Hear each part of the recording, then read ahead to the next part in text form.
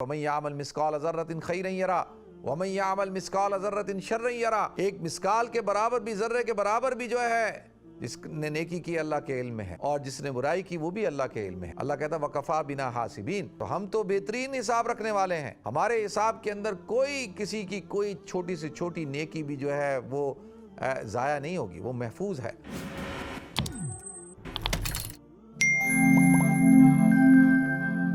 محترم ناظرین کرام، بزرگان دین اور میری عزیز ماؤں اور بہنوں بھائیوں، السلام علیکم ورحمۃ اللہ وبرکاتہ۔ ناظرین، اکثر مجالس کے اندر، محفلوں کے اندر جب بھی بیٹھے ہیں تو ایک سوال ہوتا ہے۔ وہ سوال یہ ہے کہ جی اللہ رب العزت تو ارحم الراحمین ہے، اور اللہ رب العزت اپنے بندوں سے بہت محبت کرتے ہیں، اللہ تعالیٰ اپنے بندوں سے 70 ماؤں سے زیادہ محبت کرتے ہیں، تو کیا وجہ ہے کہ اللہ رب العزت کل قیامت کے دن جو گناہگار ہوں گے اللہ تعالیٰ ان کو سزا دے گا، ان کو جہنم میں ڈالے گا؟ تو اللہ تو محبت کرتا ہے اپنے بندوں سے، اور وہ رحمان و رحیم ہے، تو یہ تو اس کی رحمان اور رحیم ہونے کے صفت کے خلاف ہے کہ یہ کیسا اللہ محبت کرنے والا، شفقت کرنے والا ہے، 70 ماؤں سے زیادہ پیار کرنے والا۔ تو اکثر یہ سوال ہوتا ہے، اور بہت سارے لوگ جن کے پاس دین کا علم نہیں ہوتا اور وہ بس کہیں سے کوئی بات سن لیتے ہیں اور وہ اس بات کو پھیلانا شروع کر دیتے ہیں کہ میرا اللہ تو غفور ہے، میرا اللہ تو رحیم ہے، وہ تو معاف کر دے گا، وہ تو غفار ہے، اور وہ تو بندے سے جو ہے بہت محبت کرتا ہے۔ تو جس طریقے سے اس بات کو کیا جاتا ہے تو جو سامعین ہوتے ہیں ان کے ذہنوں میں یہ بات بیٹھتی ہے کہ ٹھیک ہے، جو کرنا ہے کرو، اللہ کی نافرمانیاں کرو، گناہ کرو، اللہ تو غفور الرحیم ہے۔ اور وہ اللہ رب العزت کو اپنی ماں پر قیاس کرنا شروع کر دیتا ہے کہ جیسے ماں جو ہے وہ اپنے اولادوں کی پردہ پوشی کرتی ہے، اپنے اولادوں پر جو ہے ان کی غلط باتوں کو بھی درگزر کر رہی ہوتی ہے، پردہ ڈال رہی ہوتی ہے، چھپا رہی ہوتی ہے، اور بہت ساری جو بری باتیں ہوتی ہیں ان کے اندر سپورٹ بھی کر رہی ہوتی ہے، اور ان کو ہوتا ہے کہ جی ماں تو مانی جائے گی، ماں کو تو منوا ہی لیں گے، ماں نے کیا ہمیں کہنا ہے۔ عام طور پہ ایسے ہی ایک تصور ہے نا، ماں کا خاکہ بھی ذہن میں ایسے ہی ہے، تو لوگوں نے اللہ تعالیٰ کو بھی اسی طریقے سے بنا دیا۔ اچھا، اس کا یعنی اس کے لیے کوئی دلیل ان کے پاس نہیں ہے کہ کوئی دلیل ہو، یا اللہ تعالیٰ نے قرآن میں کہیں پہ بیان کیا ہو، یا حضور اکرم صلی اللہ علیہ وسلم کی احادیث سے ہمیں یہ بات پتہ چلتی ہو، تو دلیل کے بغیر۔ اور اس کی وجہ سے کیا ہوا کہ معاشرے کے اندر جو گناہ ہیں، اللہ کی نافرمانیاں ہیں، وہ بڑھنا شروع ہو گئی۔ تو لہذا ہر چیز کو اللہ غفور الرحیم ہے، اللہ رحمان ہے، اللہ رحیم ہے، جو کرنا ہے کرو، کوئی مسئلہ نہیں۔ تو لہذا ناظرین، اس بات کو تھوڑا سا میں چاہوں گا کہ آپ حضرات کے سامنے کلیئر کروں۔ دیکھیں، آخرت کا معاملہ جو اللہ تعالیٰ نے رکھا ہے، اللہ تعالیٰ نے اس کو عدل کے ساتھ رکھا ہے، انصاف کے ساتھ رکھا ہے۔ وَنَضَعُ الْمَوَازِينَ الْقِسْطَ لِيَوْمِ الْقِيَامَةِ فَلَا تُظْلَمُ نَفْسٌ شَيْئًا وَإِنْ كَانَ مِثْقَالَ حَبَّةٍ مِّنْ خَرْدَلٍ أَتَيْنَا بِهَا وَكَفَى بِنَا حَاسِبِينَ۔ اللہ کہتا ہے کہ کل قیامت کے دن ہم اوزان کو، اہل سنت والجماعت کا عقیدہ اور نظریہ کیا ہے؟ وَالْوَزْنُ يَوْمَئِذٍ الْحَقُّ، کہ اس دن جو ہے اعمال کا وزن کیا جائے گا۔ فَمَنْ ثَقُلَتْ مَوَازِينُهُ فَأُولَٰئِكَ هُمُ الْمُفْلِحُونَ، جن کے اوزان بھاری ہوں گے وہ کامیاب ہوں گے، اور جن کے اوزان جو ہے ہلکے ہوں گے وَمَا مَنْ خَفَّتْ مَوَازِينُهُ، اور جن کے اوزان ہلکے ہوں گے تو وہ ناکام ہوں گے۔ تو لہذا اب آخرت کا معاملہ عدل کے ساتھ ہے، انصاف کے ساتھ ہے۔ دیکھیں، اللہ تعالیٰ نے انسان کو تمام صلاحیتیں دے کر پیدا فرمایا۔ انسان کے اندر اللہ تعالیٰ نے حواس خمسہ رکھیں۔ حواس خمسہ: قوت باصرہ، دیکھنے کی قوت، قوت سامعہ، سننے کی قوت، قوت شامہ، سونگھنے کی قوت، قوت لامسہ، چھونے کی، پکڑنے کی قوت، اور قوت ذائقہ، چکھنے کی قوت۔ یہ تو حواس خمسہ ہیں، اور یہ اللہ تعالیٰ نے ہر انسان کو عطا فرمائے۔ اور چھٹا، اللہ تعالیٰ نے قوت عاقلہ عطا فرمائی ہے۔ اللہ تعالیٰ نے انسان کو عقل بھی عطا فرمائی، شعور بھی عطا فرمایا، اور اب یہ دیکھیں کہ یہ کتنی بڑی نعمتیں اللہ تعالیٰ نے انسان کو عطا فرمائی۔ اور ان پانچوں نعمتوں میں اگر میں یہ کہوں کہ چھٹی نعمت جو قوت عاقلہ ہے اس کو بھی ملا لیا جائے تو اللہ تعالیٰ نے ان 6 کی 6 جو قوات ہیں ان کے اندر، حواس کے اندر اللہ تعالیٰ نے لذت کو رکھا ہے۔ اللہ تعالیٰ نے کس کو رکھا ہے؟ جو ہے وہ پلیجر کو رکھا ہے۔ آدمی دیکھتا ہے، دیکھنے سے لذت حاصل کرتا ہے۔ اللہ تعالیٰ کے خوبصورت نظارے ہیں، آبشاریں ہیں، دریا ہیں، قرآن میں اللہ تعالیٰ نے جگہ جگہ بیان کیا۔ اسی طریقے سے انسان سنتا ہے، اچھی آواز اس کو اچھی لگتی ہے، اچھا کلام اس کو اچھا لگتا ہے، اچھی بات اس کو اچھی لگتی ہے، وہ لذت حاصل کرتا ہے۔ اسی طرح سے انسان جو ہے وہ خوشبو سونگھتا ہے اور خوشبو سے کیا کرتا ہے؟ لذت حاصل کرتا ہے۔ اسی طریقے سے انسان جو ہے زبان سے چکھتا ہے تو اس سے ذائقے کی لذت کو حاصل کرتا ہے۔ اسی طریقے سے انسان جو ہے وہ چھوتا ہے، چھونے سے لذت حاصل کرتا ہے۔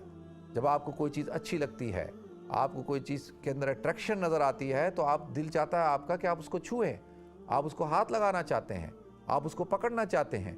لیکن جب آپ کو پھول خوبصورت لگتا ہے تو آپ چاہتے ہیں کہ اس پھول کو پکڑیں، اس کو لمس کریں۔ اسی طریقے سے بچپن کے اندر ہم جب دیکھتے تھے کہ بھئی تتلیاں ہمیں بڑی پیاری لگتی تھی، خوبصورت لگتی تھی تو ہم اس کو پکڑنا چاہتے تھے۔ ہمیں جو ہے وہ پرندے خوبصورت لگتے ہیں تو ہم ان پرندوں کو پکڑنا چاہتے ہیں، ان کو پیار کرنا چاہتے ہیں۔ تو انسان چھونے سے، ہاتھ پھیرنے سے لذت حاصل کرتا ہے، جس سے محبت کرتا ہے، اور جو اس کو اچھا لگتا ہے یا اچھی لگتی ہے یا جو چیز اچھی لگتی ہے اس کو وہ ہاتھ پھیرنا چاہتا ہے، اس کو وہ چھونا چاہتا ہے۔ تو چھونے کے اندر بھی اللہ نے لذت رکھی ہے۔ تو لہذا اب یہ اللہ تعالیٰ نے یہ ساری صفات انسان کو دے کر پیدا کی اور انسان کو اشرف المخلوقات بنایا۔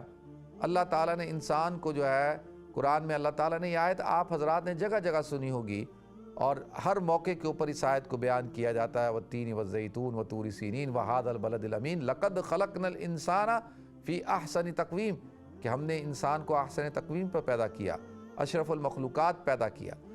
اب جب اللہ تعالیٰ نے بحیثیت انسان ہونے کے اشرف المخلوقات پیدا کیا اور تمام کی تمام مخلوق کو اللہ تعالیٰ نے انسان کی خدمت میں لگا دیا، انسان جو ہے مخدوم ہے۔ سورج، چاند، ستارے، زمین، آسمان، یہ سب کچھ، حجر شجر، یہ سب کچھ اللہ تعالیٰ نے کس کے لیے پیدا کیے؟ انسان کے لیے پیدا کیے۔ الدنیا خلقت لکم، اللہ فرماتے ہیں کہ دنیا تمہارے لیے پیدا کی گئی، وَأَنْتُمْ خُلِقْتُمُ لِلْآخِرَةِ، اور تم جو ہے وہ آخرت کے لیے پیدا کیے گئے ہو، میرے لیے پیدا کیے گئے ہو۔ تو لہذا اب دیکھیں یہ مطلق انسان کی بات ہو رہی ہے۔ اللہ تعالیٰ نے تمام کے تمام انسانوں کو ایک جیسا پیدا کیا۔ یہ نہیں ہوا کہ جو مسلمان کے گھر میں پیدا ہوا تو اللہ تعالیٰ نے اس کو 2 آنکھیں دی، اور جو یہودی کے گھر پیدا ہوا اللہ نے اس کو 1 آنکھ دی، جو ہندو کے گھر پیدا ہوا اللہ نے اس کو 2 آنکھیں نہیں دی۔ ایسا نہیں ہوا۔ یا اللہ تعالیٰ نے کوئی سکھ کے گھر میں پیدا ہوا تو اللہ تعالیٰ نے اس کو زبان نہیں دی، اور جو کوئی کرسچن کے گھر پیدا ہوا تو اللہ تعالیٰ نے اس کو ہاتھ نہیں دیا۔ ایسا نہیں ہے۔ دنیا کے اندر جس خطے کے اندر اور جس علاقے کے اندر، جس قوم کے اندر، جس مذہب کے ماننے والوں میں انسان پیدا ہوتا ہے تو انسان ایک ہی ہیت پہ پیدا ہوتا ہے، اس کی ساخت ایک جیسی ہے، رنگت الگ ہو سکتی ہے، کوئی سیاہ ہوگا، کوئی سفید ہوگا، کوئی گندمی ہوگا، اور زبان علیحدہ ہو سکتی ہے، لیکن انسان جو ہے وہ پوری دنیا کا انسان جو ہے وہ اسی طرح ہی ہے۔ اور اللہ تعالیٰ نے اس کے اندر کسی قسم کی تو کوئی تفریق نہیں کی کہ بھئی جو میرے ماننے والے ہیں ان کے 4 ہاتھ ہوں گے یا ان کے 2 ہاتھ ہوں گے لیکن زیادہ طاقتور ہوں گے، جو میری ذات کو مانیں گے ان کی 4 ٹانگیں ہوں گی۔ ایسا نہیں کیا اللہ تعالیٰ نے۔ اللہ تعالیٰ نے دنیا کے اندر جو نظام رکھا وہ نظام جو ہے اللہ تعالیٰ نے سب کے لیے برابر رکھا۔ جی امتحان گاہ ہے نا، اب دیکھیں امتحان گاہ کے اندر ایسا نہیں ہو سکتا کہ جی آپ کچھ اسٹوڈنٹس کے لیے کہیں کہ جی ان کے لیے یہ ٹائم فریم ہے، یہ ان کو 2 گھنٹے نہیں 4 گھنٹے ملیں گے اور ان کو جو ہے 2 گھنٹے ملیں، ایسا نہیں ہوتا۔ امتحان ہال میں سارے کے سارے جو امتحان دینے والے ہوتے ہیں ان کے ساتھ برابری کا سلوک کیا جاتا ہے۔ تو لہذا دنیا کے اندر اللہ تعالیٰ نے ہر انسان کے ساتھ یکساں سلوک کیا۔ اللہ رب العزت نے جو ہم اکثر، آپ میرے منہ سے بھی، اکثر علماء کے منہ سے یہ بات سنتے ہیں، ہم کہتے ہیں اللہ رب العزت۔ یہ جو رب العزت ہے، رب جو ہے، رب کہتے ہیں پالنے والے کو۔ الحمدللہ رب العالمین، اللہ تعالیٰ تمام عالم کا پالنہار ہے، پالنے والا ہے۔ پالنا، پرورش کرنا، اللہ تعالیٰ اس کے اسباب پیدا کرنے والا ہے۔ اللہ تعالیٰ نے تمام انسانوں کے لیے دنیا کے اندر تمام کی تمام جو نعمتیں رکھی وہ یکساں رکھی۔ چاند، سورج، ستارے، آکسیجن، ہر چیز اللہ تعالیٰ نے دنیا کے اندر تمام انسانوں کے لیے یکساں رکھی، اور دنیا کو اسباب کے ماتحت کر دیا، دنیا کو محنت کے ساتھ رکھ دیا۔ تو لہذا اب انسان کو پیدا کرنے والی ذات اللہ کی، انسان بنانے والی ذات اللہ کی، کائنات کے اندر تمام کی تمام جو نعمتیں ہیں وہ ساری کی ساری کس نے عطا کی؟ اللہ نے عطا کی۔ اب دیکھیں ہم اللہ کی تمام نعمتوں کو استعمال تو کرتے ہیں، ہر شخص ہوا کا استعمال کرتا ہے، سورج کی روشنی کا استعمال کرتا ہے، چاند کی جو برکات ہیں وہ حاصل کرتا ہے، سمندر، دریا، ہر چیز جو ہے جو تو اللہ نے سب کے لیے یکساں رکھی ہے نا۔ سورج یہ نہیں ہے کہ جی صرف سورج روشنی دے گا، مسلمانوں کو دے گا، غیر مسلموں کو نہیں دے گا، ایسا نہیں ہے، وہ ہر ایک کو دے گا۔ سمندر جو ہے وہ ہر ایک کے لیے ہے، تو یہ نہیں کہ جی مسلمان جو ہے اس کے اوپر سفر کریں گے، جو غیر مسلم ہوگا اس کو ڈبو دے گا، ایسا اللہ تعالیٰ نے یہ ظلم نہیں کیا۔ اللہ تعالیٰ کیونکہ امتحان گاہ ہے، اللہ نے سب کو چھوڑ دیا اور کہا کہ بس یہ نعمتیں ہیں، ان کا استعمال کرو۔ تو ہر شخص جو ہے وہ اللہ تعالیٰ کے انعامات کا کوئی استعمال کر رہا ہے۔ اب دیکھیں انعام کرنے والی ذات کون سی ہے؟ وہ اللہ تعالیٰ کی ذات ہے۔ منعم علی کون ہے؟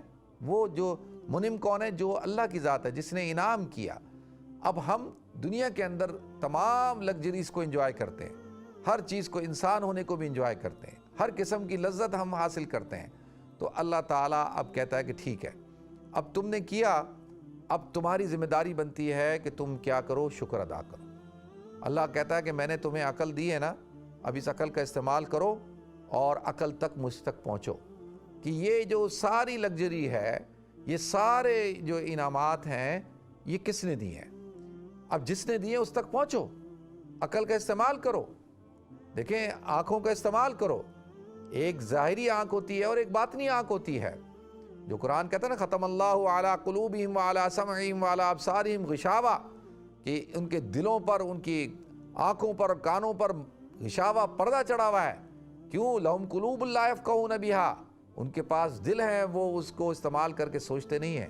وَلَهُمْ أَعْيُنٌ لَا يُبْصِرُونَ بِهَا، ان کے پاس آنکھیں ہیں لیکن ان آنکھوں سے دیکھتے نہیں ہیں۔ وَلَهُمْ آذَانٌ لَا يَسْمَعُونَ بِهَا، ان کے پاس کان ہیں لیکن ان کانوں کا استعمال کر کے سنتے نہیں ہیں۔ أُولَٰئِكَ كَالْأَنْعَامِ بَلْ هُمْ أَضَلُّ أُولَٰئِكَ هُمُ الْغَافِلُونَ، اللہ کہتا ہے یہ ایسے ہیں جیسے کہ چوپائے، جانور۔ یہ تو جانوروں کا کام ہوتا ہے کہ جو اپنی آنکھوں کا، اپنے کانوں کا، اپنی عقل کا استعمال نہیں کرتے، اپنے دل کا استعمال نہیں کرتے، یہ تو جانور ہیں۔ تو اولئک کالانعام، یہ ایسے ہیں جیسے کہ چوپائے، جانور، بل ہم اضل، بلکہ اس سے بالکل اور زیادہ حد درجے جو ہے گرے ہوئے ہیں اور اس سے وسط ہیں۔ اور کیوں؟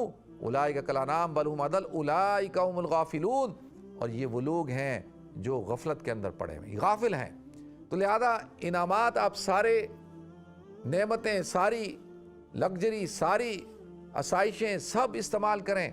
دیکھیں نا، ایک کمپنی کے اندر ایک ملازم آتا ہے اور وہ اس کمپنی کی سے تنخواہ بھی لے رہا ہے، کمپنی نے جو ہے وہ، آپ ایک ریاست کے ملازم بن جاتے ہیں، وہ ریاست آپ کو جو ہے وہ، آپ چیف ڈپٹی کمشنر ہیں، کمشنر ہیں، سیکٹری ہیں، آپ کو ایک بہت بڑا آفس دیا جاتا ہے، آپ کو جو ہے وہ اسٹاف دیا جاتا ہے، آپ کو پیٹرول فری دیا جاتا ہے، آپ کو جو ایئر کنڈیشن بجلی کا بل فری دیا جاتا ہے، باہر عوام گرمی میں مر رہی ہوتی ہے، آپ ایئر کنڈیشن میں بیٹھے ہوتے ہیں، آپ کو 4x4 گاڑیاں دی جاتی ہیں، ڈرائیور دیے جاتے ہیں، سرکاری گھر دیا جاتا ہے، یہ ساری چیزیں دی جاتی ہیں۔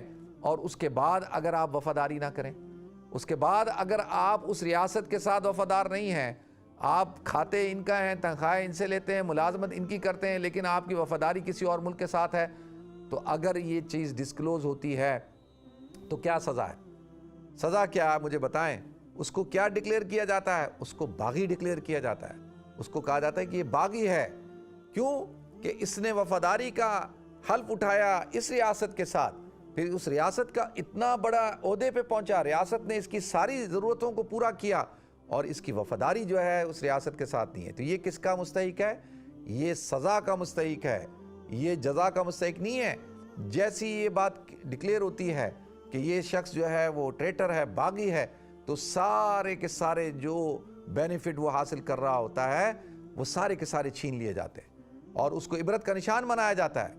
تو وہاں تو یہ بات نہیں کی جاتی کہ ریاست تو بھائی ماں جیسی ہوتی ہے، ریاست کو جو ہے رحم دلی کا مظاہرہ کرنا چاہیے، اور جو ہے ریاست نے کیوں اس کو اس طرح کی سزا دے رہی ہے۔ وہاں کیوں؟ کیونکہ اس لیے کہ اس کا جو ریاست کے ساتھ اس کی وفاداری تھی، یہ وفاداری میں ناکام ہو گیا، یہ جو ہے وہ اس کے اندر وفا نہیں ہے۔ تو اللہ تعالیٰ نے تمام کی تمام چیزیں ہمیں دی کائنات کے اندر، اور ہم تمام کی تمام چیزوں کو استعمال کرتے ہیں اور پھر اس کا شکر بھی نہیں ادا کرتے۔ اس کا شکر ادا کرنا کیا ہے؟ دیکھیں، اللہ کا شکر ادا کرنا کیا ہے، خالق کا، مالک کا، الہ کا شکر کیا ہے؟ کہ سب سے پہلے تو اس کی ذات کو مانا جائے۔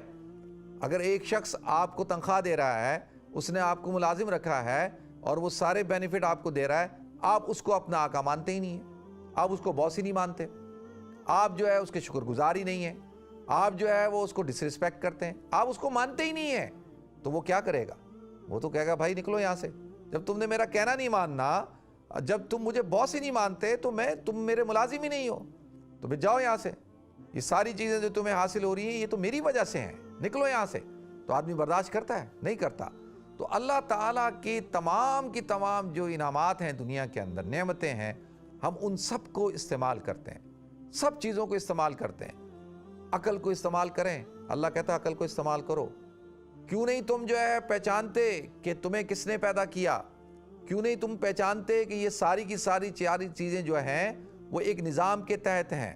یہ جو پورا ایک سسٹم چل رہا ہے جس کے اندر ایک سیکنڈ آگے پیچھے نہیں ہو رہا پورا نظام دنیا کا، تو یہ نظام ایسے نہیں ہے، اس نظام کو چلانے والی ذات اللہ رب العزت کی ہے۔ تو دنیا کے اندر اللہ کہتا ہے ٹھیک ہے، میں نے تمہیں دنیا کے اندر بھیجا ہے، الذی خلق الموت والحیات لیبلوکم ایکم احسن عملا، کہ میں دیکھنا چاہتا ہوں کہ تم میں سے کون بہترین عمل کر کے آتا ہے۔ اب دنیا کے اندر آپ کہتے ہیں، بہت سارے لوگ کہتے ہیں کہ جی آپ کہتے ہیں کہ جی اللہ ناراض ہو جاتا ہے جب گناہ کیے جاتا ہے، جب زنا ہوتا ہے، شراب پی جاتی ہے، سود کھایا جاتا ہے، اللہ ناراض ہوتا ہے، تو اللہ ان کو سزا کیوں نہیں دیتا؟ اللہ ان کو سزا کیوں نہیں دیتا؟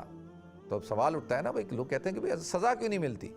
دنیا کے اندر جو نیک آدمی ہے اس کو تو مصیبتیں ہیں، پریشانیاں ہیں، بھوک ہے، افلاس ہے، تو اس کے ساتھ وہ تو اللہ کو مانتا ہے، اس کو تو افلاس ہے، اس کے اوپر غربت ہے، وہ تو بیمار ہے، تو اس کو سزا کیوں نہیں مل رہی؟ اس کو دنیا کے اندر جزا کیوں نہیں مل رہی؟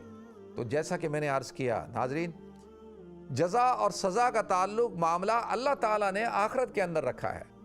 اللہ تعالیٰ نے جب دیکھیں دنیا کا جو نظام ہے یہ تو امتحان گاہ ہے، امتحان گاہ کے اندر ہو سکتا ہے کہ آخری چند گھنٹوں میں، چند منٹوں میں وہ شخص جو ہے وہ سوال کے جواب صحیح لکھ دے اور جو ہے وہ کامیاب ہو جائے، کیا پتہ۔ تو جب تک یہ دنیا کا نظام کائنات موجود ہے، جب تک یہ انسان زندہ ہے، اس وقت تک تو اس کے پاس اللہ نے اس کو کیا دی ہے؟ مہلت دی ہے۔ اللہ تعالیٰ نے انسان کو کیا کیا ہے؟ انسان کو چھوڑ دیا ہے اور کہا کہ بس جب تک اس کا ٹائم پورا نہیں ہوتا، اللہ تعالیٰ دنیا میں جزا سزا کا نہیں ہے۔ ہاں یہ ہے کہ اللہ تعالیٰ سم ٹائم جو اس کے نیک بندے ہوتے ہیں اللہ ان کو ایک جھٹکا دیتا ہے، اللہ ان کو کسی آزمائش میں، کسی مصیبت میں ڈالتا ہے، لیکن اس مصیبت میں ڈالنے کا پھر اللہ تعالیٰ جو ہے وہ اجر بھی اللہ نے بہت رکھا۔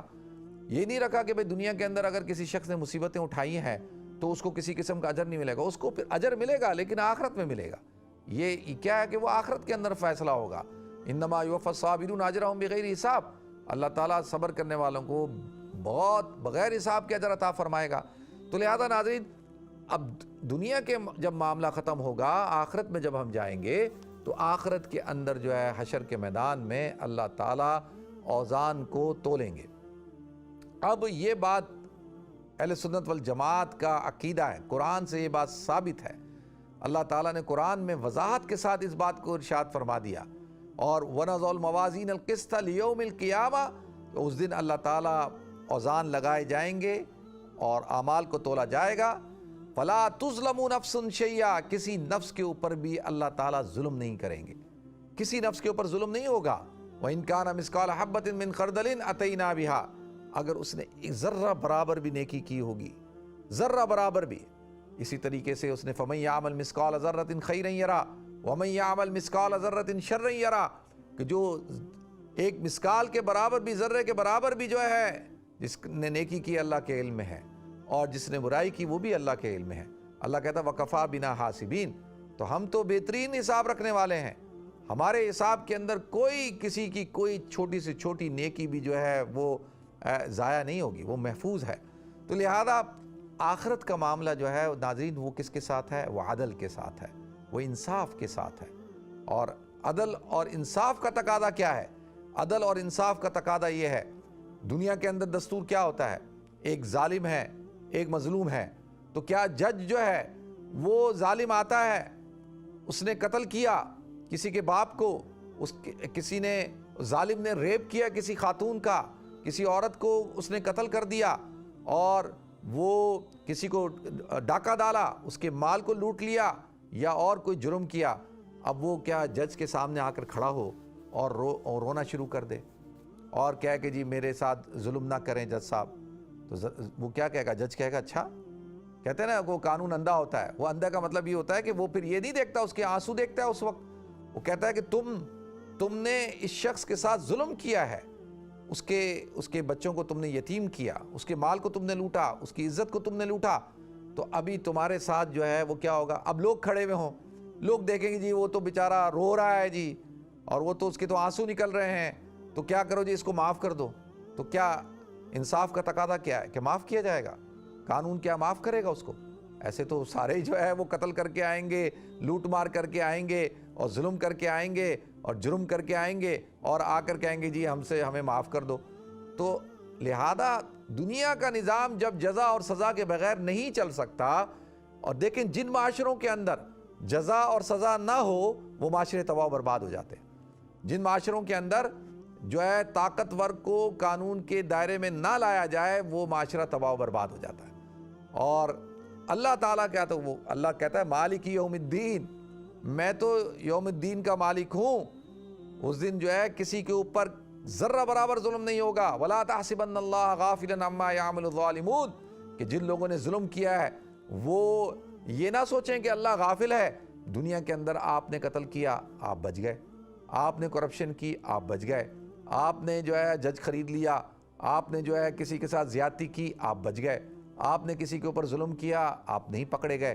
تو یہ تو دنیا کے اندر تو آپ کہیں نہ کہیں بچ جائیں گے، کہیں پیسہ خرچ کر کے، کہیں اثر و رسوخ استعمال کر کے، کہیں اپنے اختیارات کو استعمال کر کے آپ بچ جائیں گے۔ لیکن آخرت کے اندر اللہ فرماتے ہیں آخرت ایسی جگہ نہیں ہے کہ جہاں پر آپ بچ جائیں۔ اب بتائیں دنیا کے اندر ایک شخص ہو جو نیک ہو، جو اللہ کی وحدانیت کا اقرار کرتا ہو، جو حضور اکرم صلی اللہ علیہ وسلم کی رسالت کو مانتا ہو، جو شریعت پہ چلتا ہو، اور جو اسلام کے مطابق زندگی گزارتا ہو، اور اس کے مقابلے میں ایک شخص ہے کہ جو اللہ کو نہیں مانتا، جو اللہ کی ذات کو نہیں مانتا، جو حضور اکرم صلی اللہ علیہ وسلم کو نہیں مانتا، جو اسلام کو نہیں مانتا، اور جو ہے وہ اور دونوں جو ہے کل آخرت میں برابر ہوں گے؟